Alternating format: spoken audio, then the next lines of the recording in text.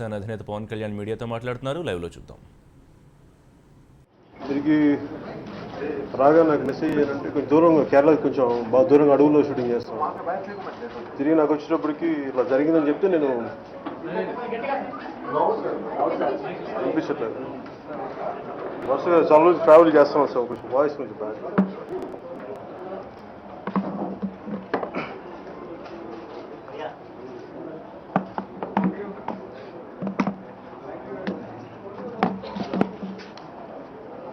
నేను ఉదయమే ఇక్కడి నుంచి నేను కేరళ వెళ్ళాను. నేను మార్నింగ్ వెళ్ళాల్సి వచ్చింది షూటింగ్ కోసం.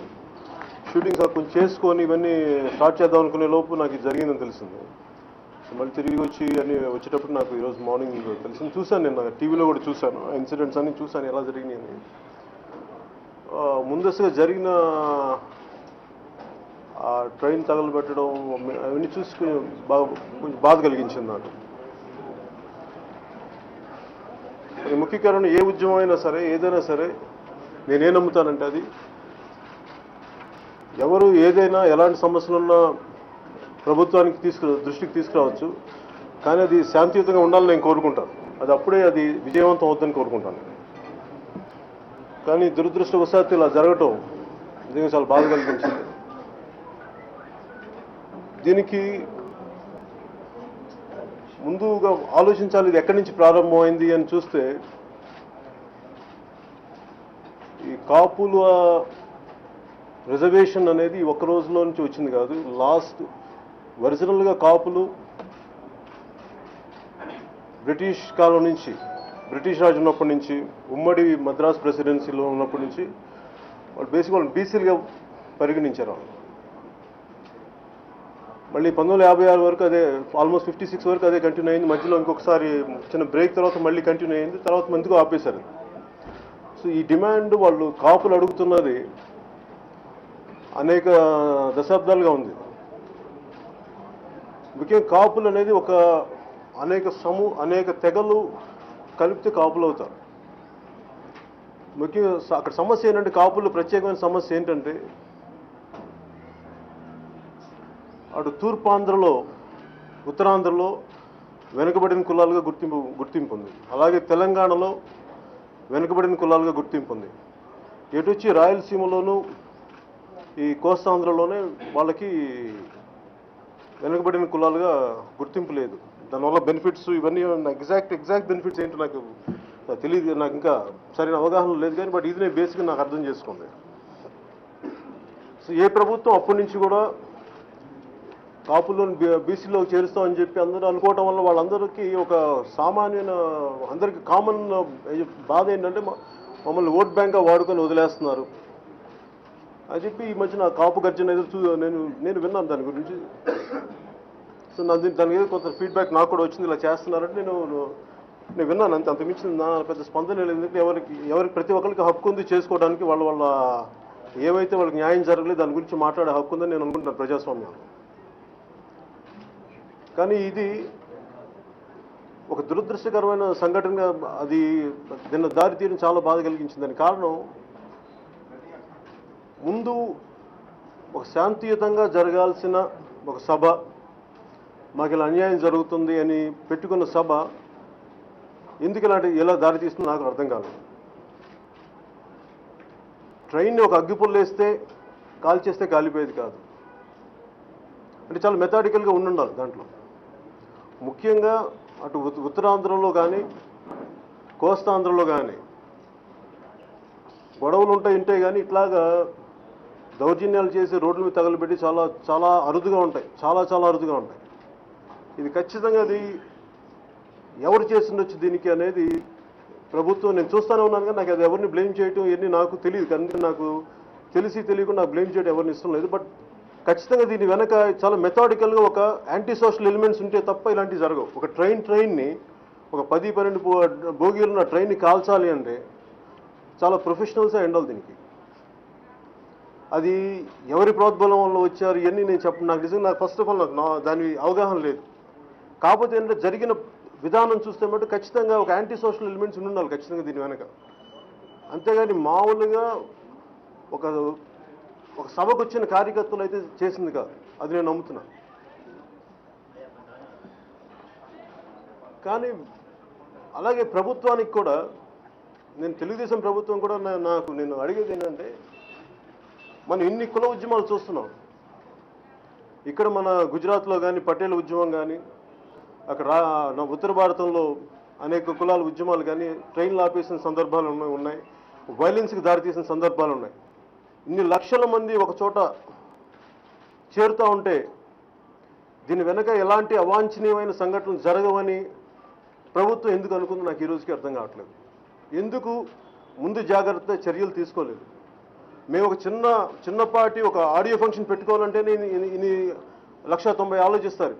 మీకు ఇన్ని పర్మిషన్స్ ఉన్నాయి, ఎవరెవరున్నారు, ఏంటి ఉన్నారు, ఎలాంటి జాగ్రత్తలు తీసుకున్నారు. అలాంటిది ఇన్ని లక్షల మంది ప్రజలు ఒక పెద్ద సమూహం ఒక ప్రాంతానికి వచ్చి దీని గురించి మాట్లాడుతున్నప్పుడు ప్రభుత్వం ముందు జాగ్రత్త చర్యలు ఎందుకు తీసుకోలేకపోయింది నాకు అర్థం కాలేదు. నిజంగా వాళ్ళే తీసుకుని ఉంటే, నిజంగా అంత అడిక్వేట్ పోలీస్ ఫోర్సే కానీ ఉండుంటే ఇది జరిగేదా అన్న నాకు ఆలోచన కూడా ఉంది నాకు దీని మీద. కానీ ప్రతిసారి ఎప్పుడు కూడా దేనైనా సరే నేను నాని వాళ్ళకి వాళ్ళు చెప్పేది ఏదో మొగ్గలను తుంచేయడం ఉండదు మనకి. దాన్ని పెంచి సమస్యని పెద్ద చేసి అది చాలా పెద్ద అయ్యే వరకు ఎవరికి రెస్పాన్స్ ఉండదు. అప్పుడు కానీ ఎవరు రారు, ప్రభుత్వాలు రావు ముందుకి. ఇది గత సంవత్సరాలుగా ముఖ్యంగా టీడీపీ పార్టీ తెలుగుదేశంలో కాపుల రిజర్వేషన్ చూస్తామని చెప్పినప్పుడు జనరల్గా ఆ కులస్తులకి చాలా అసహనం ఉంటుంది. దానికి కారణం ఇది ఒక్క తెలుగుదేశం పార్టీకి సంబంధించింది కాదు. గత దశాబ్దాలుగా దీన్ని చూడాలి, దీని సమస్యను అర్థం చేసుకోవాల్సింది. గత దశాబ్దాలుగా వెనుకబడిన కులాల నుంచి ఒక కొన్ని ప్రాంతాల్లోని కాపుల్ని ఫార్వర్డ్ క్యాస్ట్గా చేశారు. తిరిగి మాకు ఒకప్పుడు ఉన్న స్టేటసే కావాలని వాళ్ళు అడుగుతున్నారు. ఇది అనేక ప్రభుత్వాలు వాళ్ళకి చేస్తున్నాయి, ఇవన్నీ చేస్తాయని చెప్పి ఫినిష్ చేయట్లేదు. దాంట్లో భాగంగానే మన ముఖ్యమంత్రి గారు 2014 ఎలక్షన్లో చేసినప్పుడు కూడా ఆ భయాలు అనేది ఉండిపోయింటాయి వాళ్ళకు కూడా. ఇది జరుగుద్దా, ఇలా కమిషన్లు వేస్తారు, కమిషన్లు వేస్తే ఇవి జరగవు, ముందుకెళ్ళవు అని దానికి కారణం కూడా ఏంటంటే అనేక కమిషన్స్ వేశారు. ఉదాహరణకి అయితే ఇంకా పుట్టుస్వామి కమిషన్ అనుకోండి. ఆ కమిషన్ వేసినప్పుడు కూడా దాని నుంచి ఏ రిపోర్ట్స్ రాలేదు. ఫైనల్గా కమిషన్ వేశారు, దాని గురించి ఏమీ ముందుకు వెళ్ళలేదు. సో ఈ కమిషన్స్ వల్ల ప్రయోజనాలు లేవని చెప్పేసి వాళ్ళు ఒక ఎక్స్ట్రీమ్గా ఈ సబ్ పెట్టుకున్నారు, ఇంత పెద్ద సమీకరించుకున్నారు. కానీ ప్రభుత్వం దీన్ని సరైన దృష్టితో సరైన ప్రతినిధులతో కానీ చర్చలు జరిపి నిజంగా వాళ్ళకి నమ్మకం కలిగించుంటే ఇలాంటి పరిస్థితి వచ్చిండేదానికి అన్న సందేహం నాకు కలుగుతూ ఉంది.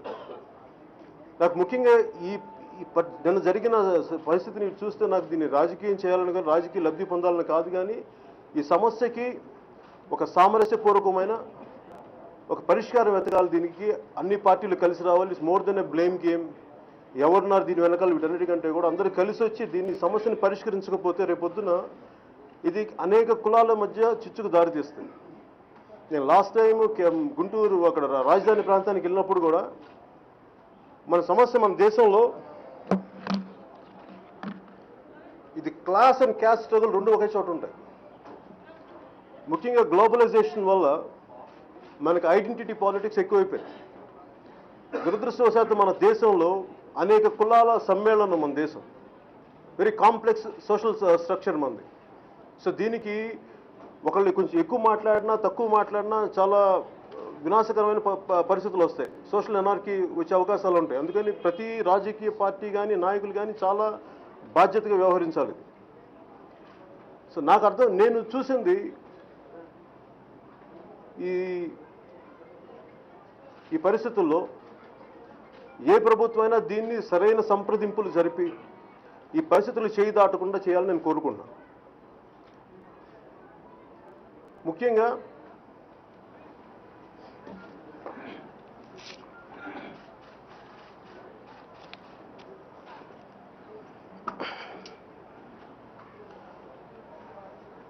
ఉద్యమాన్ని నడిపే నాయకులు కూడా నా విన్నపం ఏంటంటే,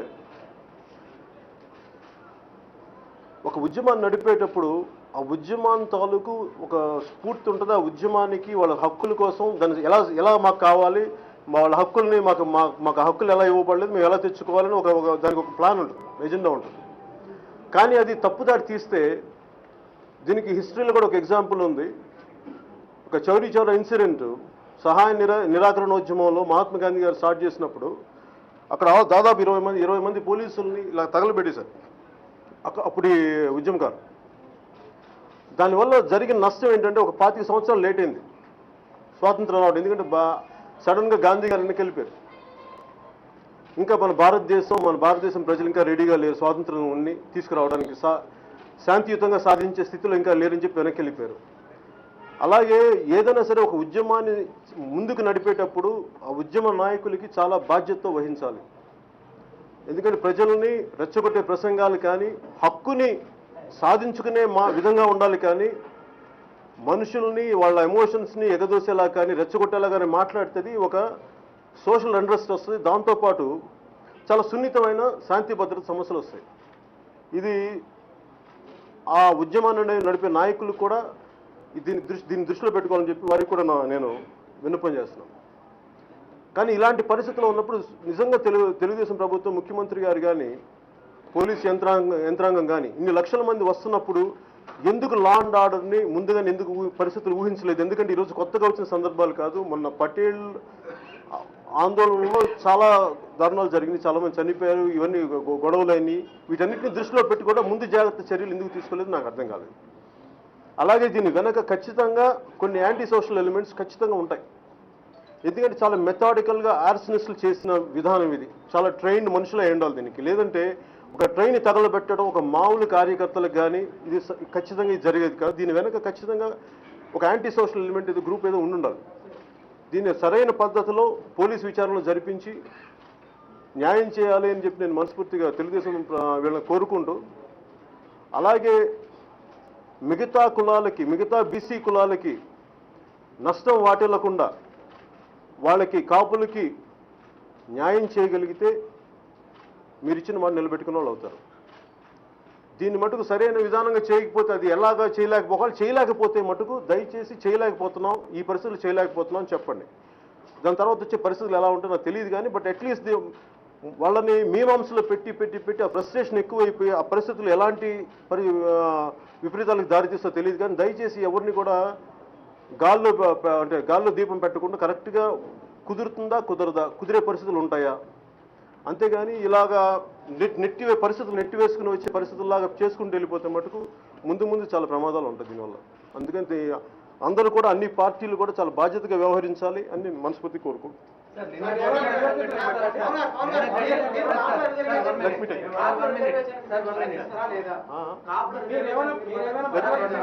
నిన్న జరిగిన సంఘటన మీద మొత్తం వైసీపీ కార్యకర్తలు కూడా అందులో ఉండి ఈ సంఘటన అంతా చేశారని నిన్నటి నుంచి ఏపీ మంత్రులందరూ విమర్శిస్తూనే ఉన్నారు. ముద్రగడ కూడా జగన్ చేతిలో కీలుబొమ్మగా ఉండి వ్యవహారం అంతా నడిపారంటారు. దానికి మీరు ఏకీభవిస్తున్నారా? అంటే నేను గ్రౌండ్ రియాలిటీలో లేను. మేబీ ఒక గ్రౌండ్ రియాలిటీలో వాళ్ళకున్న వ్యక్తులు వాళ్ళకని చెప్పుంటే నాకు తెలియదు. ఎందుకంటే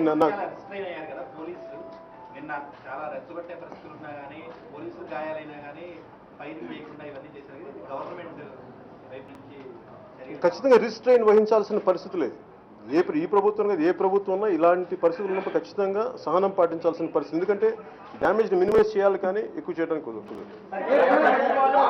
కాపుల రిజర్వేషన్కు మీరు మద్దతు ఇస్తున్నారని ఒకటండి. రెండవది, ఏదన్నా ఏపీలో ఘటన జరిగినప్పుడు మీరు ముందుకు వస్తూ మాట్లాడి వెనక్కి వెళ్ళిపోతారు. నిర్దిష్ట కార్యాచరణలో మీ పార్టీ లేలేదు. అక్కడ అమరావతి భూముల విషయంలో మీరు వెళ్ళి న్యూట్రల్ గా మాట్లాడారు. ఇవాళ కూడా మీరు న్యూట్రల్ గా నేను ఎప్పుడు న్యూట్రల్ గా మాట్లాడలేదు. లేదు సార్, మీరు ఎంటైర్ మాట్లాడినంత కూడా ఎవరో ఉన్నారు వెనకాల మీరు చెప్పట్లేదు ఎవరో ఉన్నారు. పైగా మీరు మాట్లాడుతున్నది చంద్రబాబు నాయుడు గారి స్పీచ్ కు ఆ ఉపన్యాసానికి కొనసాగిపోతుంది ఉంది తప్ప పర్టికులర్ గా మీ పార్టీ వైఖరి నేను ఎలా చెప్పమంటారు చెప్పండి? నన్ను ఎలా చెప్పంటారు? మీరేం చెప్పారు? కాదు, నన్ను ఎలాగా కాదు సార్, నన్ను ఎలా పిన్ పాయింట్ చేయమంటారు? Logic sir. కాపులు అడుగుతున్న రిజర్వేషన్ కు మీ పార్టీ మద్దతు ఇస్తుందా లేదా? క్లారిటీ ఇవ్వండి. నేను కాపుల సంతకం పెట్టిన తెలుగుదేశం పార్టీ ఇచ్చిన గైడ్లైన్స్ లో మేము అధికారంలోకి రాగానే బీసీల జాబితాలో కాపులు చేరుస్తా ఉన్నారు. 1000 కోట్ల రూపాయలను ప్రతి సంవత్సరం ఇస్తున్నారు. కనీసం ఆంధ్రప్రదేశ్ ప్రభుత్వం 100 కోట్లు ఇచ్చినప్పుడు మీరు ఎందుకు మాట్లాడుతున్నారు?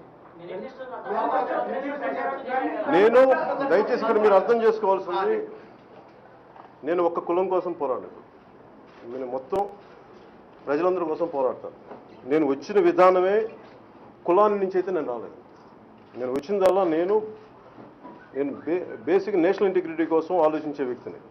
అంతేగాని కేవలం నేను ఖచ్చితంగా చెప్పాను కదా, చాలా అనేక కులాల సమ్మేళనం, వెరీ కాంప్లెక్స్ సోషల్ స్ట్రక్చర్. దీంట్లో నేను కూర్చోబెట్టి నేను ఎవరికైనా సరే సమస్యలు ఉన్నాయి. ఇక్కడ క్లాస్ అండ్ క్యాస్ట్ రెండు కలిపి మిళితం అనే మన పర్టికులర్ సొసైటీలో నాకేనండి ఇక్కడ ఖచ్చితంగా వాళ్ళకి ఇంతమంది వ్యక్తులు ఒక సమూహం కలిసి, కాపులు కావచ్చు, రేపు ఇంకో కులం కావచ్చు, ఎవరైనా కావచ్చు, వాళ్ళు గొంతెత్తి మాకు ఇలా అన్యాయం జరుగుతుంది అంటున్నప్పుడు ఖచ్చితంగా దానిపైన దృష్టి సారించాల్సి ఉంది. అంతేగాని నేను దాన్ని కూర్చోబెట్టి నేను ఎందుకు ఆ క్షణంలో మీరు మాట్లాడితే ఆ రోజున నేను తీసుకున్న political agenda it is not just for one cost, it is for the entire Indian integrity base మీద నేను పాలిటిక్స్లోకి వచ్చాను, not just for one cost. So నేను తీసుకుంది ఒక బ్రాడ్ ఎజెండాగా నేను తీసుకున్నాను, కానీ కన్ఫైన్డ్గా ఒక కాస్ట్ మీద నేను తీసుకున్నాను. ఇప్పుడు మీరు చెప్తున్నట్టుగా నేషనల్ ఇంటిగ్రిటీ దృష్టిలో పెట్టుకొని, ఈ అసహనాన్ని వాటిని దృష్టిలో పెట్టుకొని మీరు ఏమైనా ఈ అంశాన్ని పరిష్కరించే దిశగా మధ్యవర్తిత్వం ఇస్తారా ప్రభుత్వానికి కావచ్చు? ఇష్యూస్ ఎట్లా అవ్వడానికి మీరు ఏమైనా సృష్టి అంటే ఇది ముఖ్యంగా నేను అంటే మన డాక్టర్ బిఆర్ అంబేద్కర్ గారు మనకి మన కాన్స్టిట్యూషన్ ప్రజెంట్ చేసేటప్పుడు మనకి పార్లమెంట్ ఆ రోజున పార్లమెంట్ దీంట్లో ఆయన అడిగింది అన్కాన్స్టిట్యూషనల్ ప్రొటెస్ట్లు కానీ వీటి వల్ల ప్రయోజనం లేదు, మనది చాలా powerful constitution, everything can be resolve through constitutional methods అని ఆయన చెప్పారు. నేను దాన్ని నమ్ముతాను. అది ఇంకా అది పని చేయని పక్షంలోనే, ఎందుకంటే బలమైన కాన్స్టిట్యూషన్ ఉండగా, ఇన్ని విధానాలు ఉండగా ఒక వ్యక్తిని దీన్ని మధ్యవర్తిత్వం వహించడం అనేది తప్పు అవుతుంది, రాజ్యాంగాన్ని కించపరిచినట్టు.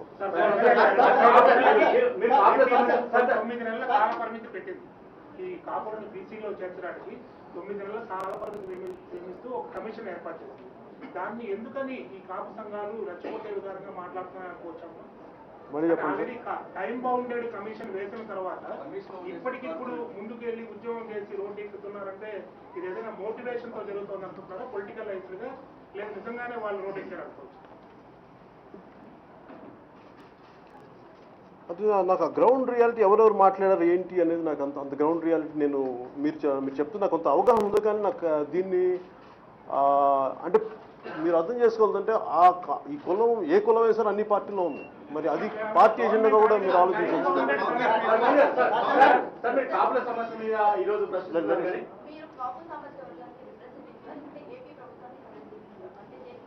How can you say I'm an AP representative? మీరు చెప్పండి. What made you to say? I'm sorry, madam. What made you to say that? What made you to say that I'm a representative of anyone? No, what made you to think? Hyderabad central యూనివర్సిటీలో ఒక విద్యార్థి చనిపోతే ఢిల్లీ నుంచి గల్లీ దాకా అందరూ respond అయ్యారు. మీరు మాత్రం Rohit, let me respond.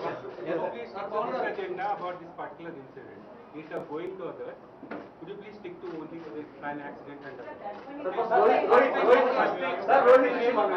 I will. Let me finish the main issue. Let me. First thing is whether it is Pawan Kalyan, Chandrababu Naidu or Narendra Modi, they have to accept the judgment of the Supreme Court. Then me, sir. Irrespective of who are you, Yeah. you have to accept the Supreme Court judgment. And what is Supreme Court judgment clearly says unless you appoint a commission, come up with a report justifying this particular caste or community could be included. More than 50% otherwise you cannot give that. Unless you have special reasons, state just. That is true. No one can go. That's I agree with you. Now there is a personal leader coming and saying that unless you give it this within 24 hours, I will see, you will have to test the music. That is the threat given by one leader. So do you support that one? నేను బేసిక్గా believe in Because on one hand there is a constitutional issue. Supreme Court bars any government, it's center or any even political party. On the other hand, the leader is coming and saying that if you fail to give it deliver in 24 hours, you will have to listen to music. Whom you are going to support? దానికి సమస్య ఎలా ఉంది ఎందుకు వస్తుంటే sir, elections టైంలో కాన్స్టిట్యూషన్ని మేము ఇలా చేయగలం, ఈ వెసులుబాటు ఉంది అని చెప్పి political, not just I'm talking about TDP, గత దశాబ్దాలుగా ఏ పార్టీ వచ్చినా అంటే నాట్ జస్ట్ అబౌట్ ఈ ఒక్క కాపుల ఇష్యూ అని కాదు, ఏ ఇష్యూకైనా సరే మేము చేయగలం, మేము ఇలా చేయగలం అని చెప్పి ఒక మాట చెప్పి ఎలక్షన్ ప్రణాళిక వాళ్ళు మన మేనిఫెస్టోలో పెట్టినప్పుడు దాని నుంచి పర్యావసానం అనుకోవచ్చు, కానీ it is not something. I don't say it is anti constitution. Come back.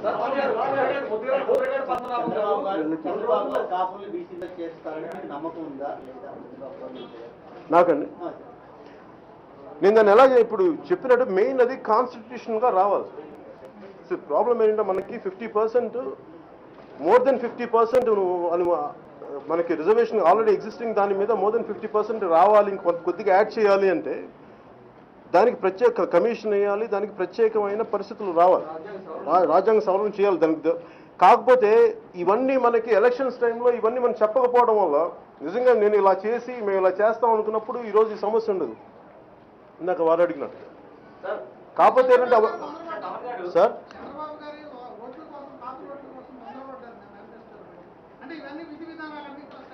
ఇది అంటే సార్ ఇది ఒక్కళ్ళు ఈయన కాదు సార్, ఏ పొలిటికల్ పార్టీ ఏదైనా సరే ముందు వెనక కొన్నిసార్లు ఏంటంటే నేను ప్రాక్టికల్ అడుగుతాను, నేను ఇది ఎంతవరకు పాసిబిలిటీ ఉంటుంది ఇవి చేయడానికి అంటే there is a possibility. Maybe నాకు అంత రాజకీయ అనుభవం లేక మేబీ పాసిబిలిటీ ఉంటుంది. But as I each day passes by నాకు అర్థమైంది ఏంటంటే దాని ఓన్ హర్డల్స్ దానికి ఉన్నాయి, నాకు అర్థం అవుతాం. 2009లో కాంగ్రెస్ పార్టీ కూడా వచ్చింది, అప్పుడు వాళ్ళు చేయలేకపోయారు. ఇప్పుడు వీళ్ళు చేస్తామని ఇప్పుడు వచ్చింది. అప్పుడు ఎప్పుడు లేనంత అసహనం ఇప్పుడే ప్రస్తుతం రావడానికి మీరు అన్నట్టుగా రైలును తగలబెట్టేంత స్థాయికి వెళ్ళడానికి నేను చెప్పాను రైలు 100% ఇది నాకు తెలిసి. ఎందుకంటే మామూలుగా అటు ఇవన్నీ ఏంటంటే అలాగే నాకు అనిపించేది జనరల్గా మీకు ఎప్పుడు కూడా బయట నుంచి వచ్చినాయి చేస్తాయి ఇవన్నీ. ఇలాంటి పరిస్థితులు క్రియేట్ చేసి ఖచ్చితంగా బయట నుంచి రావాలి. ఎందుకంటే మీకు అక్కడ గ్యాదర్ అయిన వాళ్ళే ఉండాలి అంటే ఇంకా సింపుల్ అంటే మోర్ దెన్ దట్ ఈ రోజున ఎనఫ్ వీడియో కెమెరాస్ ఉన్నాయి, ఇంతమంది సమీకరిస్తున్నప్పుడు there are enough cell phones ఉన్నాయి, మీరు అందరిని ట్రేస్ అవుట్ చేయండి. More than me giving a logic.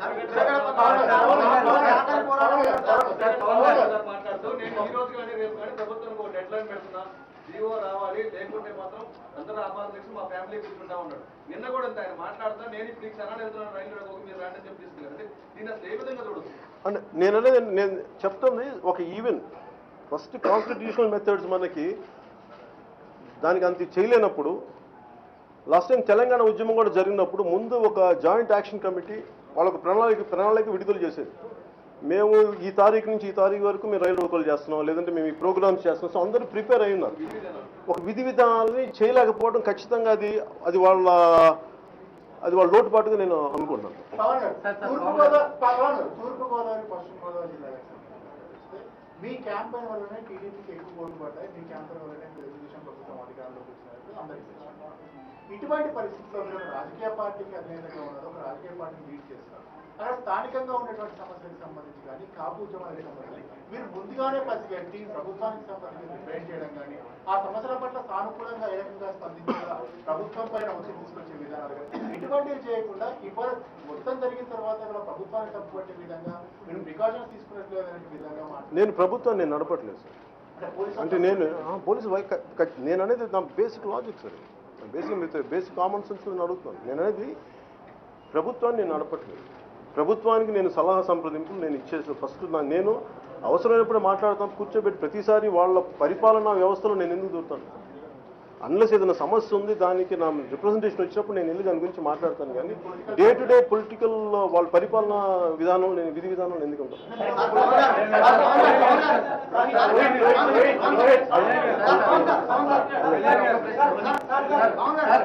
Janasena ఒక రాజకీయ గారు చంద్రబాబు గారికి ఒక లేఖ రాశారు. అందులో 20 నెలల కాలంలో చంద్రబాబు నాయుడు కాపుల పట్ల ఇటువంటి వైఖరి కారణంగానే ఈ రకమైనటువంటి పరిస్థితి వస్తుందో ఆరోపణ కూడా ఒక లేఖ రాశారు. ఏంటి సార్ చిరంజీవి గారు చెప్పినట్టు చంద్రబాబుకు ఒక బహిరంగ లేఖ కూడా రాయడం జరిగింది. ఇప్పుడు కొద్దిసేపు 20 నెలల కాలంలో చంద్రబాబు కాపుల పట్ల తీసుకున్నట్టు వైఖరి కారణంగానే ఈ రకమైనటువంటి పరిస్థితి వచ్చిందనేటువంటి అభిప్రాయం వ్యక్తం చేశారు. దాంతో మీరు ఏకీభవిస్తారు? కాపులే కాదు బీసీలు రైతులు కూడా ఉద్యమిస్తారు, ఉద్యమాలు ఆపవు, శాంతి భద్రతలకు పరిస్థితి తలెత్తితే అది ప్రభుత్వంది బాధ్యత అని ఘాటైన లేఖ రాశారు. దాని మీద మీరు ఎలా స్పందిస్తారు? మీరు ఒక రాజకీయ పార్టీగా ఉన్నారు, బీసీలకు అన్యాయం జరగకుండా కాపులను బీసీలో చేర్చడం సాధ్యం అవుతుందా? మీ అవగాహన ఏంటో పరిస్థితి. ఇక్కడ మనకి తమిళనాడు ఎగ్జాంపుల్ అవుతుంది. Tamil Nadu think it reach almost 72% ఎంతో 69%. అలా కర్ణాటక ఉంది. కర్ణాటక కొంత చేశారు కానీ కొంత ఆఫ్ చేశారు కర్ణాటక. ఈ పాసిబిలిటీస్ ఉన్నప్పుడు మేబీ నాకు ఆ పాసిబిలిటీ కనిపిస్తుంది.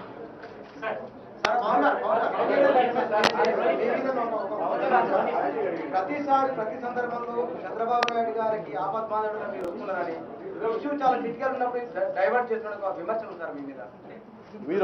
మీరు అనుకుని విమర్శలు నేను